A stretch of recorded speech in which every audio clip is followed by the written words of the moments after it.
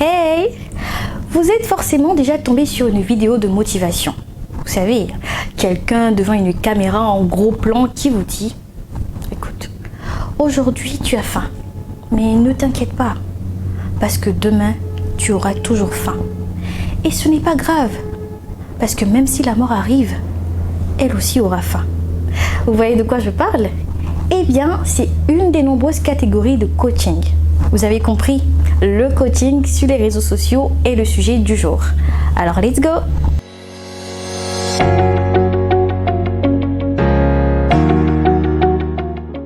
Le coaching englobe beaucoup de domaines d'activités différents. De façon claire et complète, il s'agit d'une pratique d'accompagnement ciblé et personnalisé. Un accompagnement qui répond à un besoin identifié et défini en amont. Il y a des coachs en tout. Coach sportif, coach en entrepreneuriat, coach en amour, en image. Il y a également des coachs de vie. En gros, aucun domaine n'échappe à la déferlante du coaching. En Afrique, le coaching a le vent en poupe. Et sur les réseaux sociaux, la profession s'est démocratisée. C'est vrai qu'il y a des formations et des certifications pour ce métier, mais tout ça n'est plus obligatoire pour exercer. Parce qu'au-delà des connaissances qu'il pourra acquérir grâce à une formation, ce sont des qualités personnelles de bienveillance, d'ouverture d'esprit, d'empathie associées à un sens de l'observation aiguisée qui permettent au coach d'exceller dans son métier. Alors attention, il ne faut absolument pas confondre coaching et psychothérapie. Un coach n'est pas un psychothérapeute. Il n'est pas là pour analyser les causes de vos douleurs, décrypter vos relations avec vos pères, vos maris, enfants.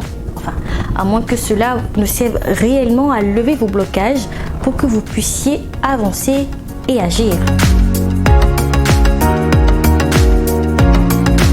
La tendance est de faire appel à un love coach, un coach en amour, si on aspire à avoir une vie sentimentale satisfaisante. On pense effectivement que se conseiller en amour peut donner la clé d'une relation épanouissante sans accroc. Je ne peux pas vous dire si ça marche à tous les coups, mais selon certains témoignages, plusieurs foyers en détresse ont pu retrouver la passion des premiers jours grâce à ces coachs. Parmi tous ceux qu'on rencontre sur Internet, certains se démarquent et innovent. Quand je dis ça crépite et ça crépita, vous savez déjà de qui je parle. Parce que s'il y a une conseillère matrimoniale qui défraie la chronique, c'est bien le coach Amande Chic. Elle allie conseils et humour pour trouver des solutions aux difficultés des couples dans leur relation. Au fil du temps, elle s'est bâtie une réputation sur la toile, faisant d'elle une icône incontournable dans le milieu des influenceurs ivoiriens de la diaspora.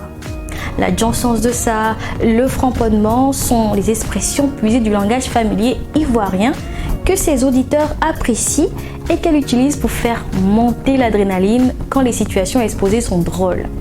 Ainsi, avec humour et préconisation, elle apporte de l'assistance aux uns et aux autres. Et c'est bien ce message simple, sous une autre forme, qui plaît énormément.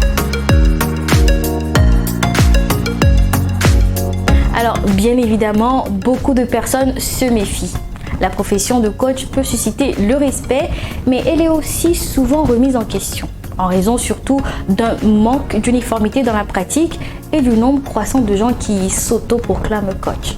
Faut la menacer elle aussi, faut plus avoir peur. Menace-la elle aussi. Maintenant son mari là, son mari qui ne veut plus d'elle là, lui tu le jettes. Être coach, c'est une responsabilité. Un coach a une expérience conséquente, un vécu et un recul. Il a de l'empathie et de l'écoute. Un vrai coach ne vous proposera pas des recettes toutes faites, pompées dans un bouquin de développement personnel venu tout droit des US. Alors, ouvrez les yeux.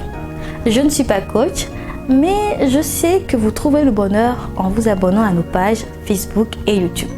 Ne zappez pas sans mettre un like et un commentaire sous cette vidéo. Je vous dis à jeudi prochain. Bye bye!